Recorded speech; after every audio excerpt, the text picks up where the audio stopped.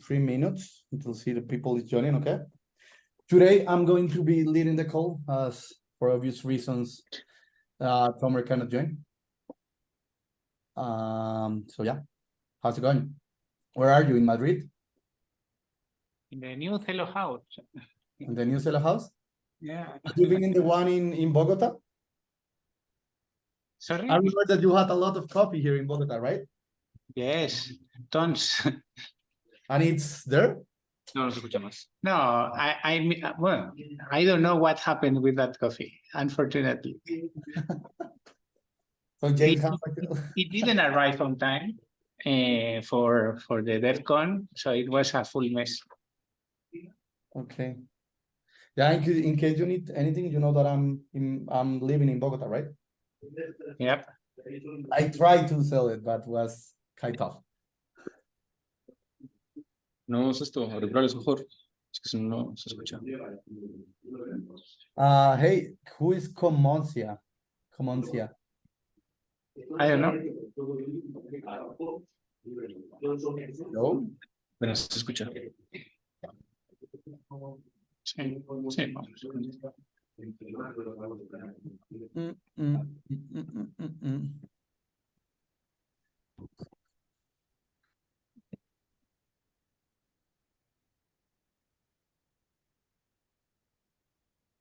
Whoa.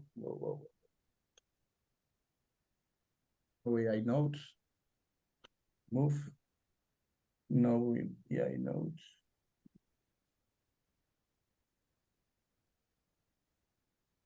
A lot of people is using this AI assistant. Hey, Nirvan, how's it going? Creo que ya estamos. Sí.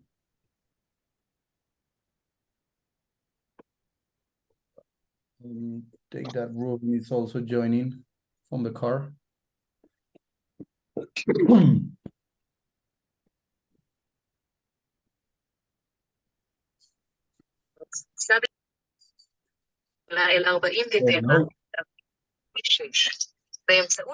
Morning, good evening, good afternoon.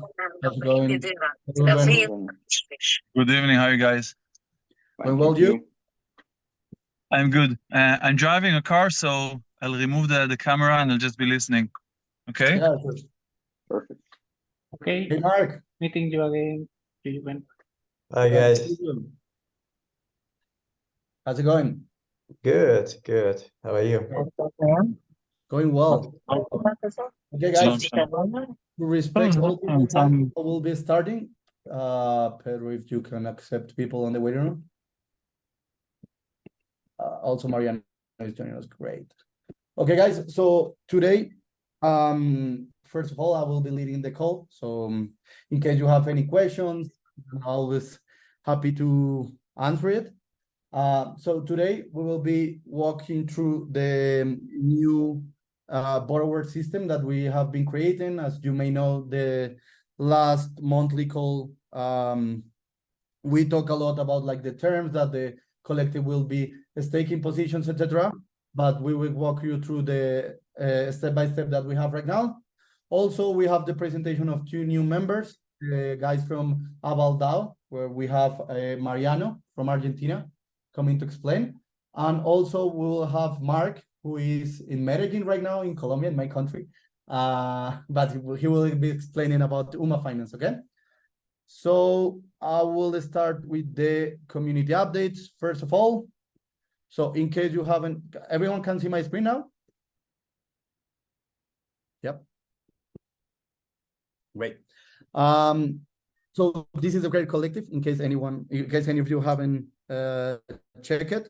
So we launch a new form here in the top right corner, where is the borrow button. So here you will see all the terms that the collective is using right now. As you probably may know, the collective received 2 million Celo euros from the Celo community fund. So we will be. Sebastian, I think you are not sharing screen. Yeah, it is another screen. Yeah, it's another one. No. Now, Okay. yes. No. Now you're no. Pedro, can you stop your screen, please? Share your screen. Thank you. Now you can see it. Yeah, yeah. Perfect. So here is the website. As I was mentioning, so the collective received 2 million Celo euros from the Celo Community Fund that will be deploying in the next 2 years. So here you go to the top right corner. It's the borrow button. So you will see the terms of the ones that of the way the terms that the collective is originating right now. I'll walk you through the step by step. So first of all, we are looking for projects that already the PPM is pushing me a lot right now, but yeah, pero help me with that, with the admin. So first of all, we are looking for projects that has some historic that we could check to walk you through into the origination. So you should be at least originate. So first of all, it's really important that we only are lending for the expansion of the loan book, right? It's not for any other reason why. So you need to originate at least $100K in the past, and you had at least 6 months repayment period. So with that, we can study more about like the opportunity for the collective. At the beginning, we are looking for to make a staking positions in Celo Euros, which is the main current asset that the collective has. But we are also open to do it in other stable coins, including Celo Euro or other options.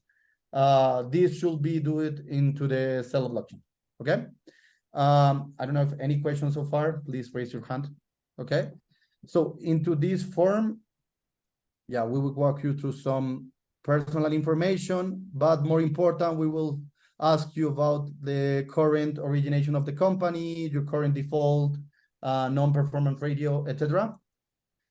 Yeah, I don't know if you have any question. We are targeting companies that are early stage. So as you probably had already lent something of your own balance sheet or from any kind of crowdfunding, we are looking to help you with your bootstrapping to scale it after, and then you can go directly to more debt funds, which we also will be helping you to connect. Okay. So regarding the application form, any question? Do you have any question about like the positions that the collective is doing so far? Nope. Okay, so regarding this, next topic, we will be announcing the first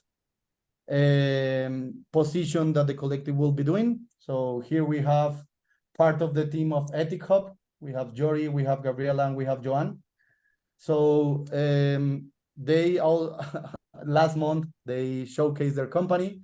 So the collective will be putting 75,000 Celo dollars into one of their staking pools.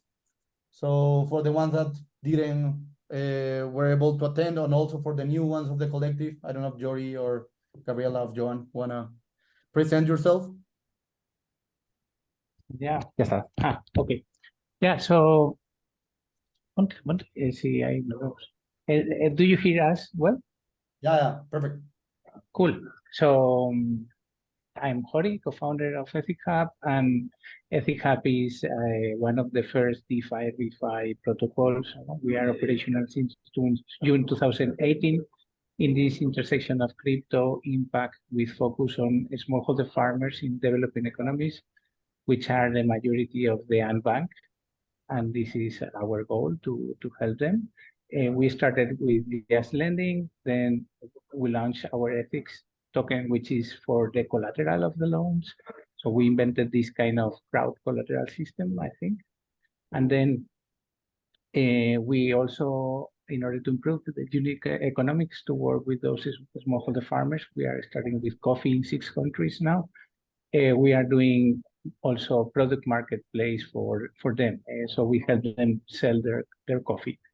We are selling also in 4 countries already. So basically, this is what we do at Ethic Hub.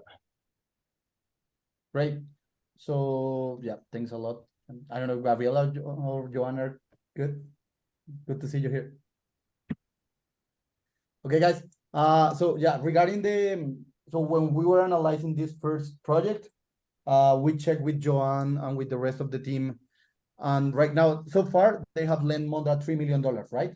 They have Almost 4. Almost 4 with below 1% default, and this 1% default have been 100% covered by the compensation system made of ethics. That's the goal of the compensation system. So the idea is that the credit collective lend some money, and it is collateralized by the staking of all our community who are staking ethics for potential defaults. Right, but one of the things that caught our attention was so mostly of the stablecoins that you raised was in the Genosis and Ethereum blockchain, right? Gnosis, Ethereum, and Celo since 1 year and a half. We are building everything in Celo. We are moving everything to Celo in the next couple of months. Right. So that now we are in the Crypto Cafe, which is in Madrid. Whenever you come to Madrid, we have this physical space, which is also the Celo. That's why you see here the logo is the Celo house in Madrid. Celo has a Celo house in Bogota and in Madrid, right? That's the only... Yes. Okay, guys. So thanks a lot. Moving forward to the second topic of the agenda. So I will give the microphone to Mariano Gotelli from AvalDao, who we will walk us to what are they building and what's their ask for the community, right? So go for it, Mariano. Excellent. Thank you. Well, thank you for the space. Thank you for the time. And thank you for the introduction. Sorry, to Pavel. Sorry. Something? Yeah, I'm probably going to share. I just wanted to thank first for the space. Can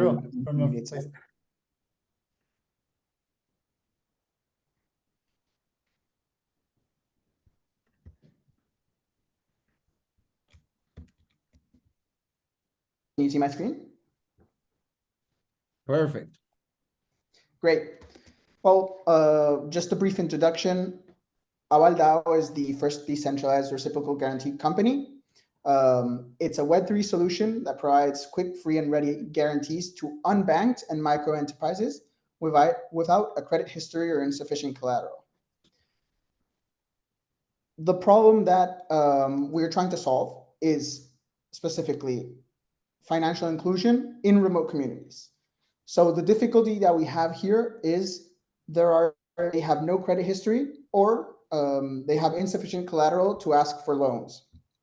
And obviously the insufficient collateral or the lack of credit history generates a big issue, which is there is no trust to give loans to these different communities. This is where AvalDao steps in and looks to generate, to scale trust and allow people to access credit. Specifically, we have 3 pillars to generate, to scale trust. Obviously, AvalDao is a DAO. Therefore, all the people who invest money in it have the ability to decide where and who we are going to give credits to, specifically in the amount of risk they are willing to take based on the tokens based on the investment they are making and the tokens they are getting in return. Second, obviously, smart contracts. Therefore, when 2 parties come together and accept a contract based on what each of them are going to give and receive, this contract is obviously a smart contract. Therefore, it will be executed upon several different conditions. And finally, the idea behind solving the no trust issue is based on self-sovereign identities. Therefore, instead of looking at credit history and collateral, we're trying to look at this through a solution where we're looking at the identity of the person, the trust that a community has in them, instead of more financial indicators. How does AvalDao work specifically? We have three important players in the ecosystem. Obviously, investors, either donors or investors who contribute crypto capital to the guarantee fund. Then we have different businesses, shops and stores that offer credits, conditions to micro enterprises or unbanked people.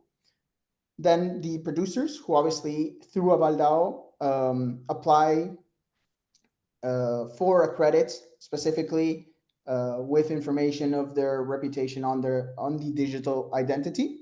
And then there's AvalDao, who brings these three people together, trying to offer better credit conditions to producers with the money that the investors are investing in AvalDao, and bringing together the businesses and the producers to not only ensure the producers have this guarantee to get a loan from this business, but also ensuring that this business has a greater possibility to generate more business.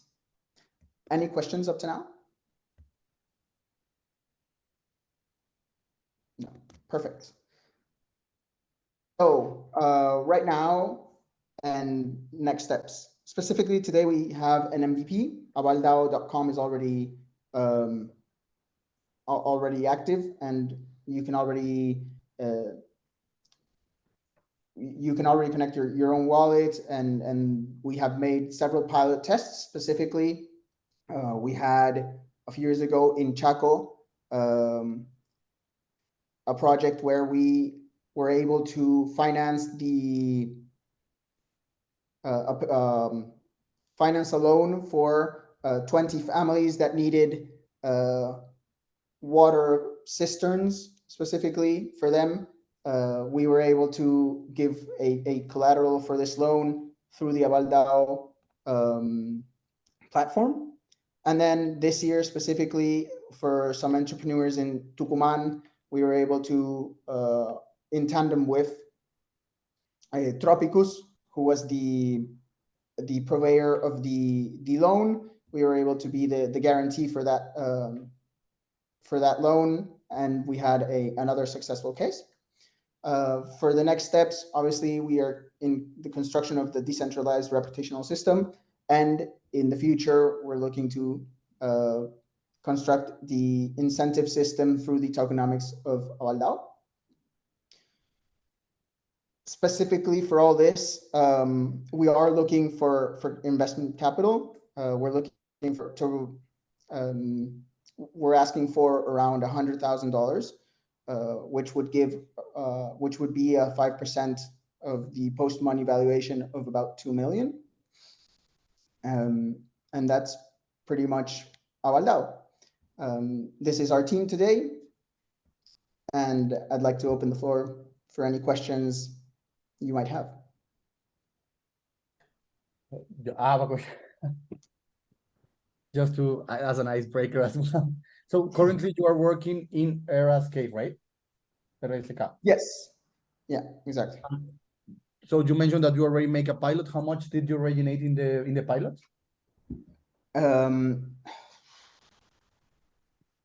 I believe it was about the two different loans we had were about $3,000 for the first, and Paula might correct me for the second, but I believe it was around another $5,000 or $6,000.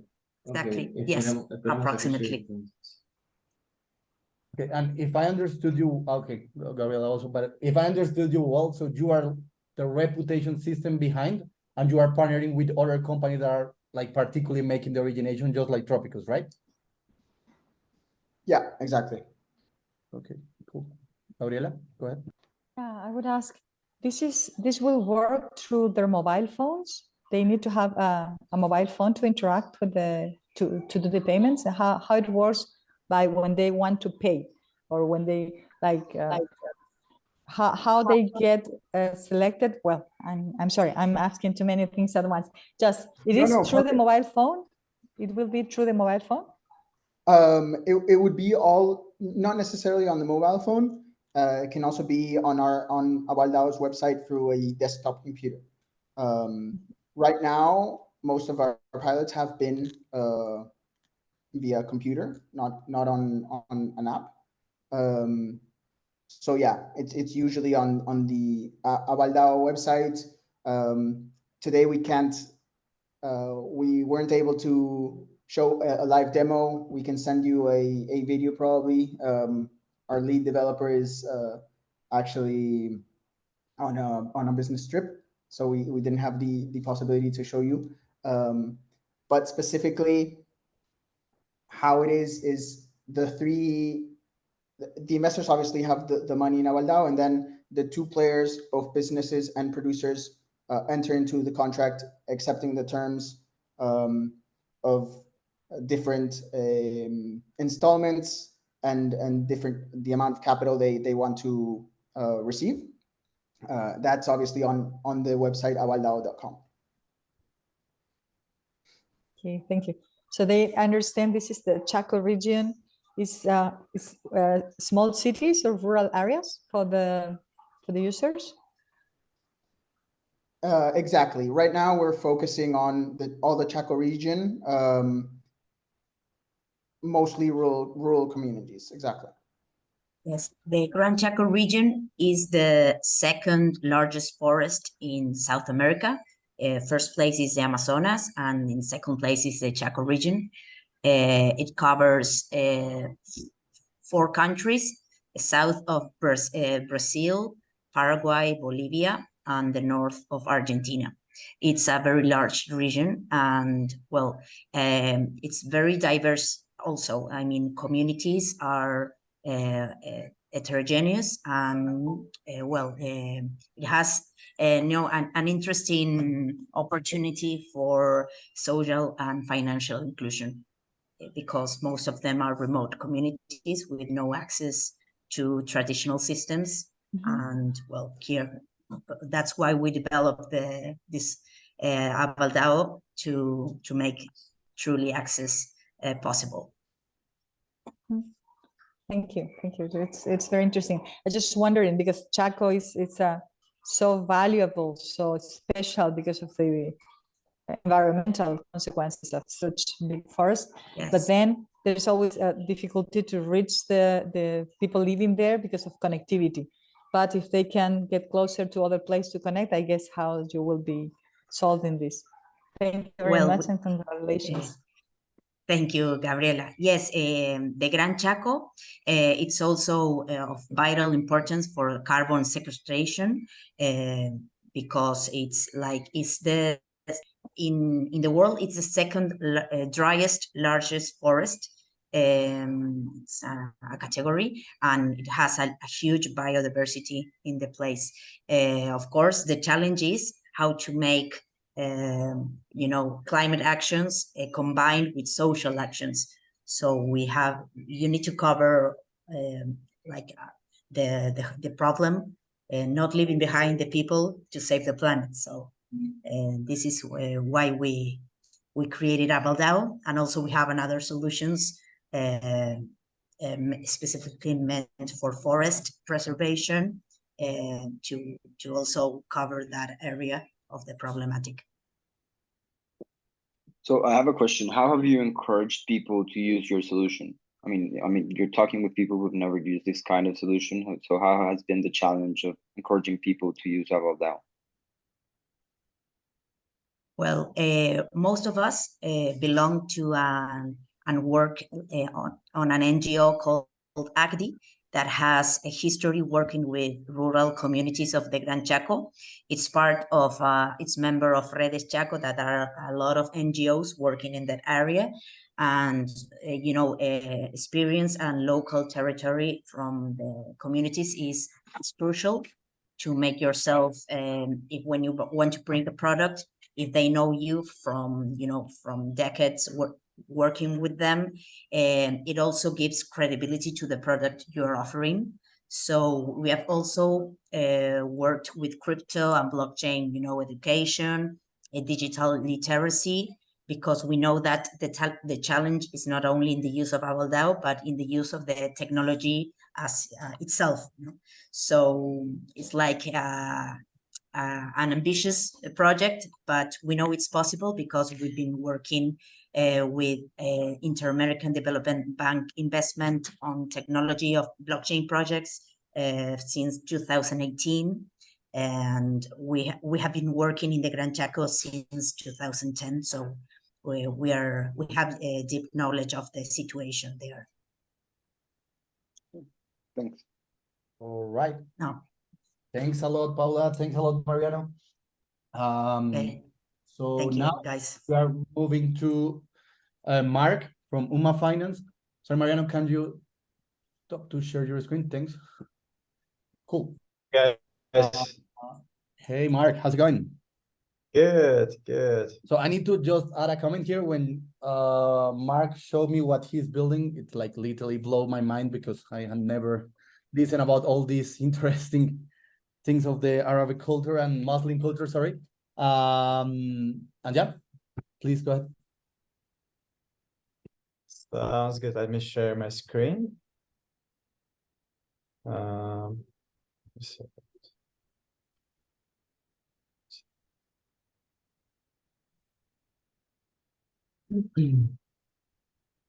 All right, can you guys see my screen?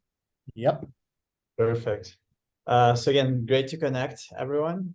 See some familiar faces, but excited to meet more of you guys over the next few months. So I'm one of the founders of Umma Finance. So there is over 2 billion people worldwide who live in countries with a persistent 20% inflation. So if you're like me and you spend a lot of time living and working in Central Asia, in Southeast Asia, in MENA, you would see that people in those markets would often have no access to dollars, and literally they would do anything just to have access to stable currency. And now it's especially, I would say, relevant because the global inflation is at its highest in the last 40 years.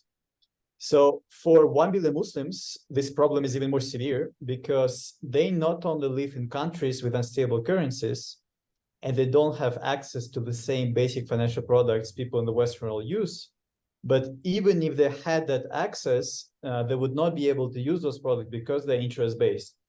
And I'll just assume that most people here don't know much about Islamic finance.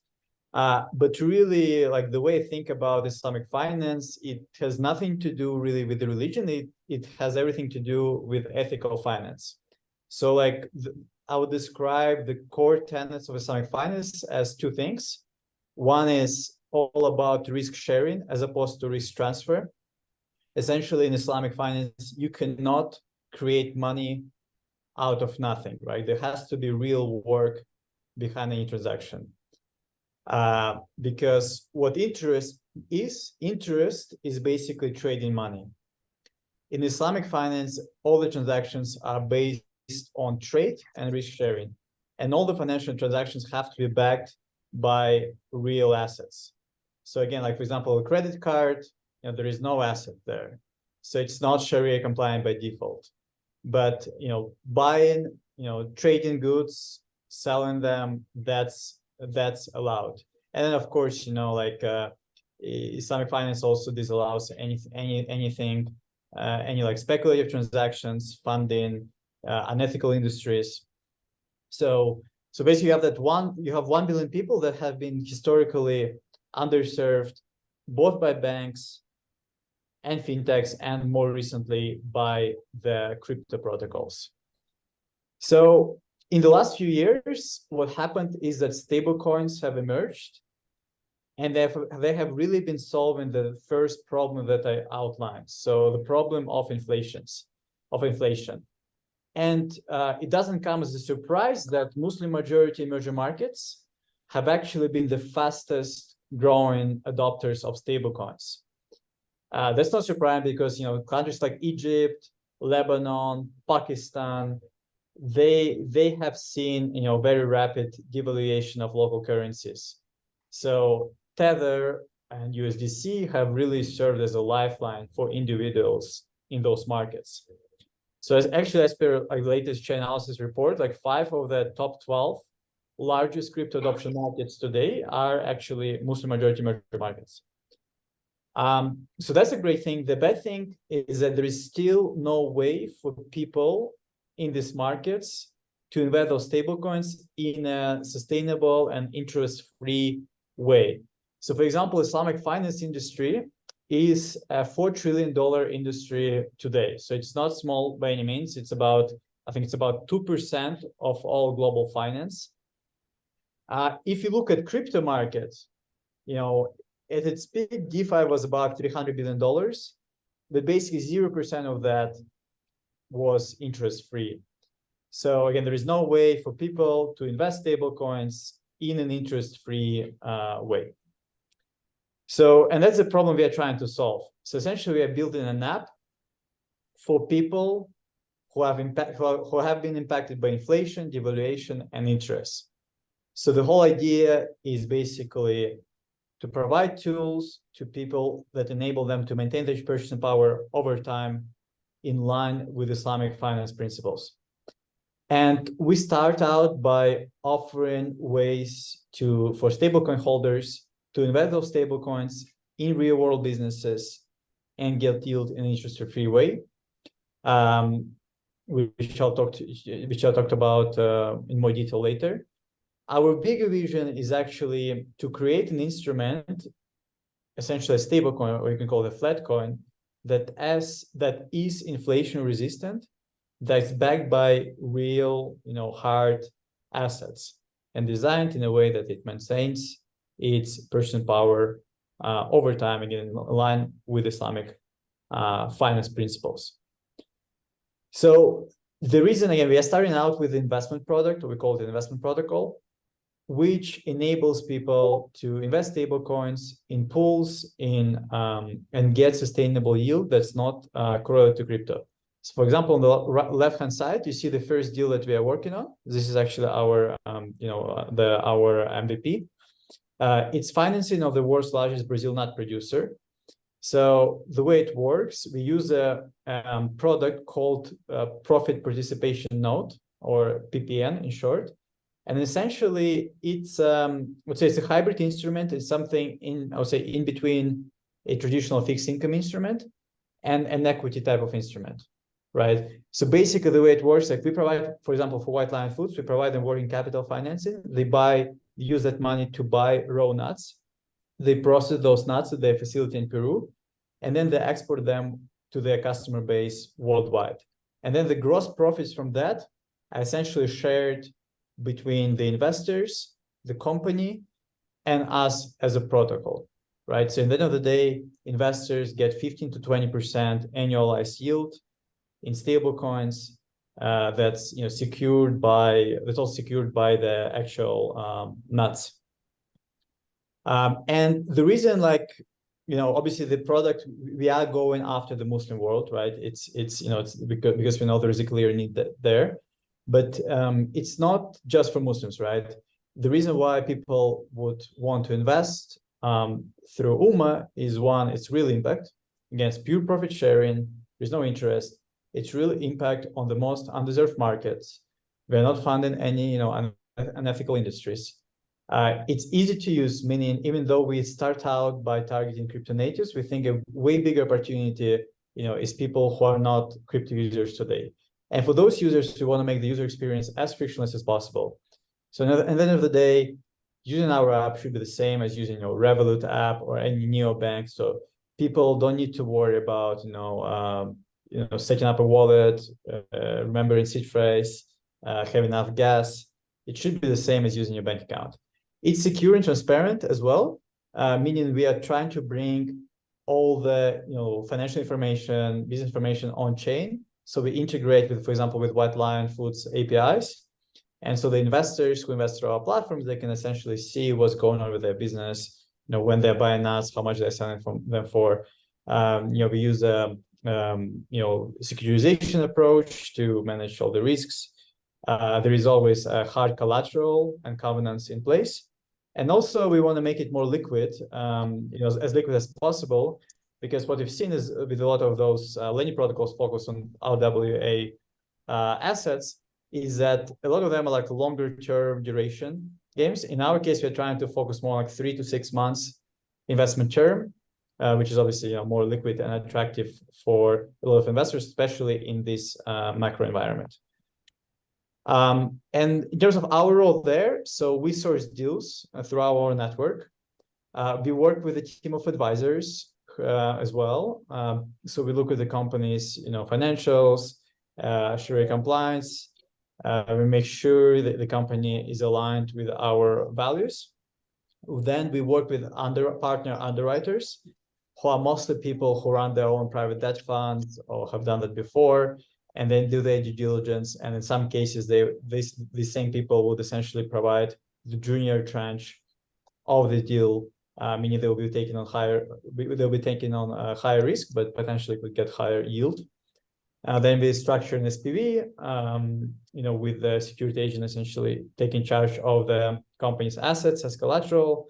And then the last step is obviously we monitor the transaction again through having access to the company's APIs. In terms of like our traction so far, so we started working on this earlier this year, and we have built a pretty decent pipeline of over $50 million. So one of the deals I mentioned is the largest Brazil nut producer.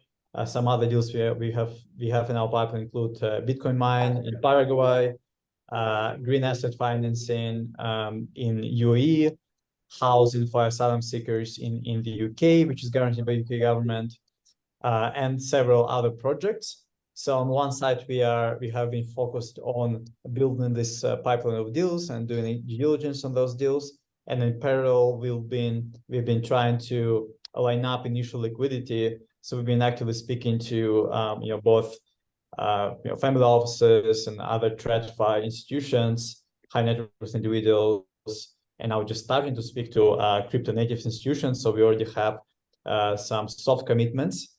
And for some of these deals, there has already been actually capital secured. For example, for White Lion Foods, there's already been $2 million secured in the last few months. And now we are sourcing LPs for this first deal that I mentioned, White Lion Foods.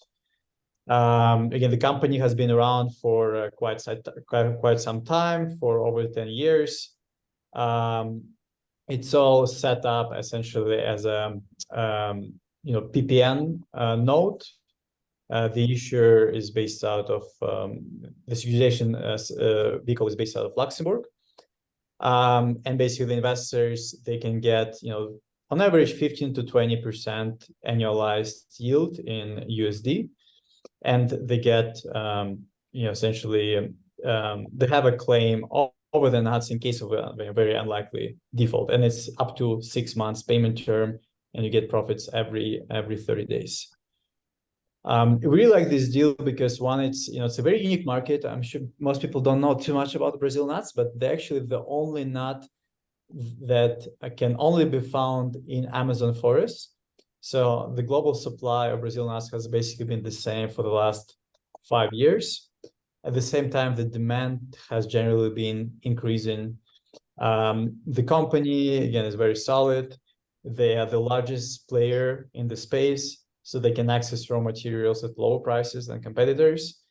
They have built a pretty amazing tech infrastructure that enables full traceability of nuts from the moment they collect them from farmers to the moment the client receives the nuts. Have over 50 customers, which pay them up front.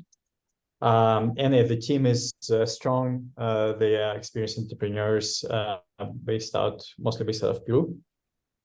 And then even though the last couple of years have actually been historically low prices for Brazil nuts, the company has still demonstrated a very strong profitability. So basically using the structure they have put together, in the last, anytime you would invest in this deal in the last 8 years, you would at least get 12% yield at its lowest. And And yeah, in terms of like where we stand right now, so what we've done so far, we have built an MVP. We had the concept validated sort of from legal, Sharia, customer standpoint. We have built this initial liquidity, and we have been working hard to attract initial line up initial liquidity. And now we are mostly focused on raising our pre-seed round of $1 million. With most of that going towards further development, towards smart contract audit, legal structuring, and we'd like to launch the first pools on our platform, actually through a partnership with Umma Finance, in the next couple of months, ideally before the end of the year. And then next year, our focus will be more on big, once we already have traction, we'll be raising a bigger $5 to $10 million seed round, and we'll start working on the stablecoin. So yeah, I mean, and yeah, this is our team. So we are all second time, or some, in many cases, third time founders. We had some exits before. We've been in this fintech crypto space for the last 5-6 years. So yeah, I guess that's basically it. Happy to answer any questions.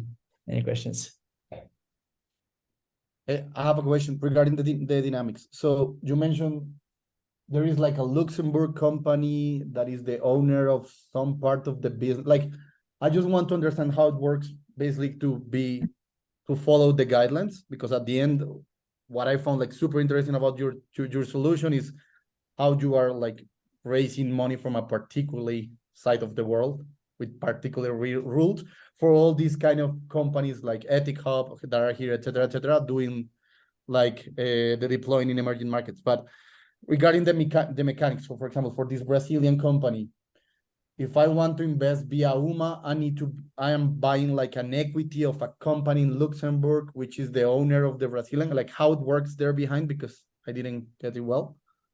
Yeah, so I mean, general structure is not much different from what you would see, with like other lending protocols, like Goldfinch, like GM.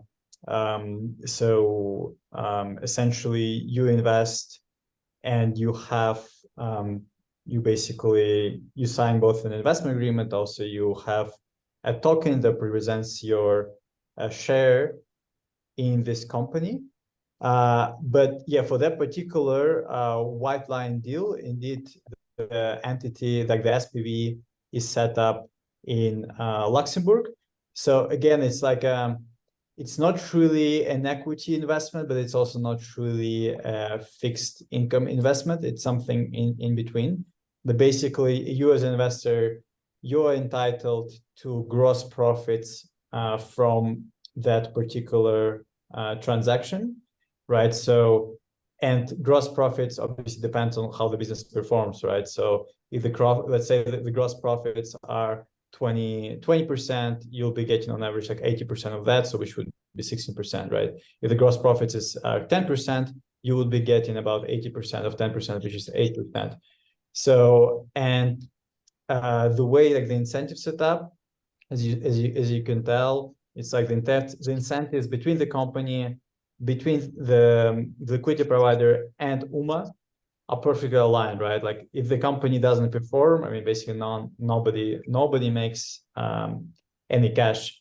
But generally, other than that, it's pretty similar to what you would see at I guess other lending protocol. In case of a default, you have a claim over the assets, which in this case those Brazil nuts that are held by the SPV entity. In this case, wouldn't be necessary like a senior and a junior pool, right? Because at the end, all of us will be like owners from this company. Yeah. So for this deal, actually, we are doing just unitranche. We are not creating two different pools. So there is just one, essentially, there's just one pool. For other deals, we do intend to, I mean, depending on the specifics of the deal, but yeah, for many deals, we will be using like, I guess, what you would yeah, what you would call like senior junior type of structure. Any other question from the people? Yep. Nope. All right, Mark. Thanks a lot for your time. Yeah. Super interesting. I always said, like, yeah, you are early stage, but I found it like super interesting. And yeah, welcome to the community. And yeah, we will, not everyone is here at the call, but we will be sharing the record later. And yeah, there's a lot of people that you could be connecting into to growth. Okay. All right, guys. So yeah, last topic, it's Q&A. So Pedro and myself will be here in case you have any question. We are finishing the call, the monthly call now. So yeah, you are you are free to leave in case you wanna go. But yeah, happy to answer any question regarding like the origination that we are doing right now. Like I know that Julian from Credit Protocol have something to talk with Pedro regarding some from the website form. So yeah. Gabi, please go ahead. Yeah. Yes, before saying goodbye, I want to thank you and celebrate with Credit Collective for being the first startup invested on this I forgot the word in English. This initiative, that's a new one. So we're very proud and happy and expect to see more things happening like this to other startups too. Thank you very much to everyone. Thank you, Gabriela. Happy to have you here.